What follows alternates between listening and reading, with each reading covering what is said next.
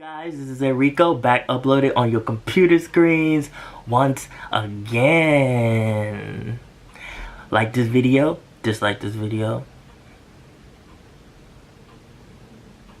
subscribe, leave a comment. I appreciate it. Thank you so much for the people that have been watching these videos, and I hope that you have gotten enriched by the topics that I talk about and they make you think. 네, 여러분 안녕하세요.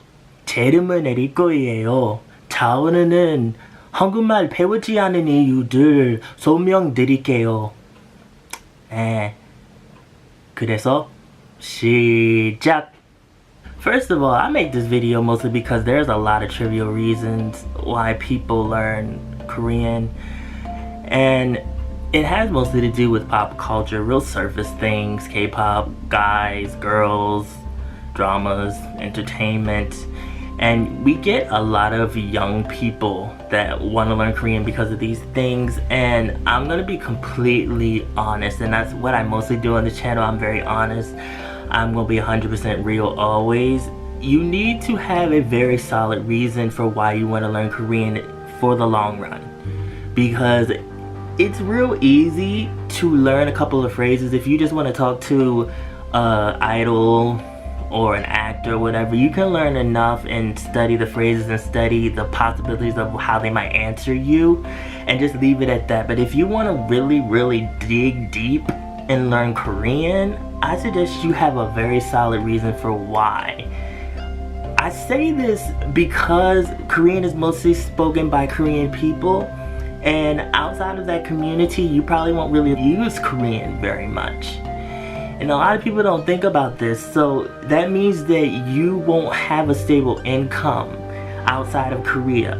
And you can go and live and stay in Korea, but Korea, depending on who you are, your personality, what race you are, there's going to be a lot of factors going into if you would stay in Korea long term. And if you don't take a liking to Korea, then you're gonna want to leave Korea, and that means that all that time you spent studying Korean because you want to meet a guy, because you want to meet an idol who you probably most likely won't meet unless it's under certain circumstances, it's gonna be a waste of time and a waste of your youth and a waste of your life, and you don't want that.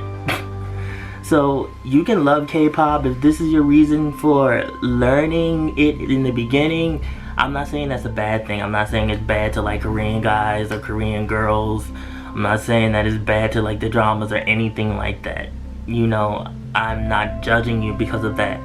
You need to know the real reasons why you want to learn Korean, and then factor that into how you can use Korean for your career so that you can live a better life for yourself.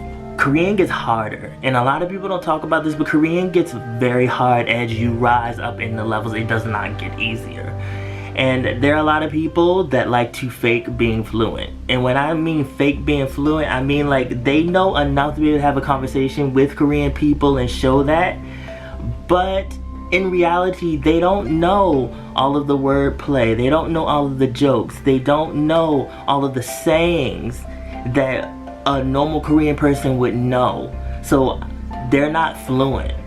Saying you're fluent, that's a very strong word. I'm not fluent, and I don't think a lot of people that are even on YouTube that do speak Korean are considered fluent. Like Korean fluent, like you basically have taken the brain of a Korean person and put it in your head, in your scalp, like a new weave, and you wearing it around, and you just like, I know everything, like nothing can get past me.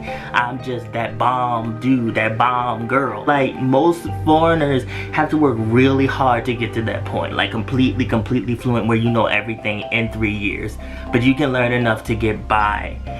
Also, those people that get triggered real easily when you talk about like Korea boos and you point people out to say, you know, like, well, you got a fetish. The reason why people judge you is because you give off that type of energy. Because Korea is more than just K-pop. Korea is more than just the men there. Korea is more than just the drama. Korea has a bunch of rich background history that you can learn about. And you can go up to any of these people and they'll say, I like Korea, that's why I learned Korean. And you ask them about who is the originator of Hangul, What was the relationship between Korea and Japan? Why does Korea eat spicy foods? What is their whole history behind why they do what they do? Most of these people could not tell you. Only thing they know is the names of 101, BTS, Pentagon, Super Junior, you know, like Monster X. That's all they could tell you. And it's like, their names are not in the history book. And what they do, they'll go over to Korea and they'll see that they don't have a strong resolve for being there. And so what happens is they don't have a good time and they end up leaving. You probably thought that Korea was gonna be something, and like Korea owed you something, and it didn't turn out that way. And you know, build your own way. And I always preach this when I talk about people that want to go to Korea and learn Korean. Build your own way. I learned Korean originally, it was because I liked K-pop. And I grew out of K-pop, came back to K-pop. I like K-pop now, but I still don't like it as much as I did back then.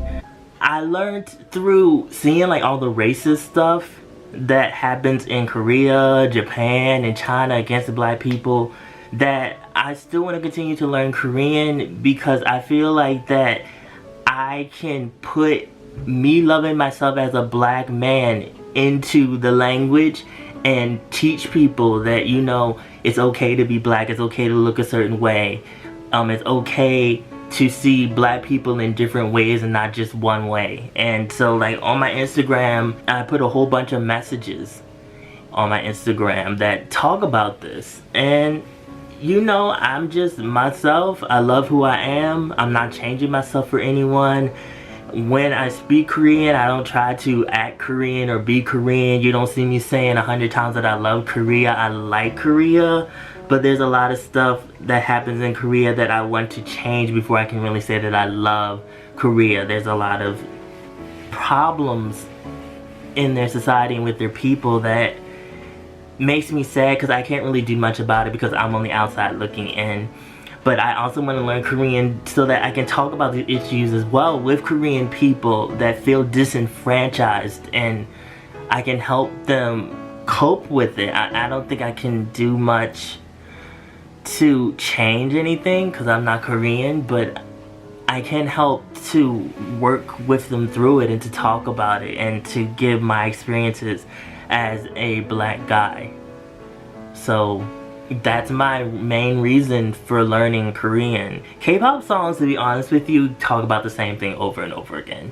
Like, the lyrics don't really change too much. You know, you might get a different format. Maybe once in a while you might get a deep song that has some really good lyrics, but for the most part they talk about the same thing. 가지마, 너 사랑한다고, 사랑해 미치겠어, 안녕이라고 내게 말하지마.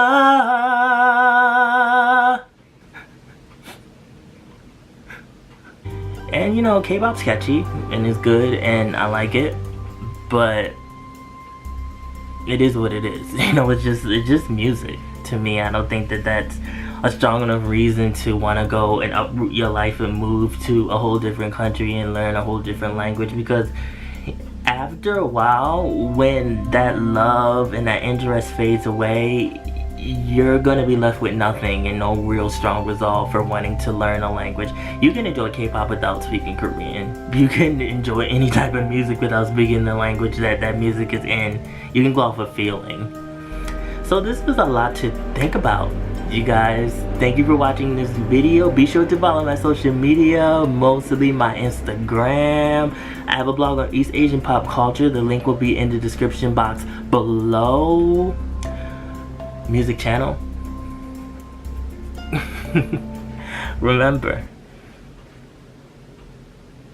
stay real, be real, live in the real.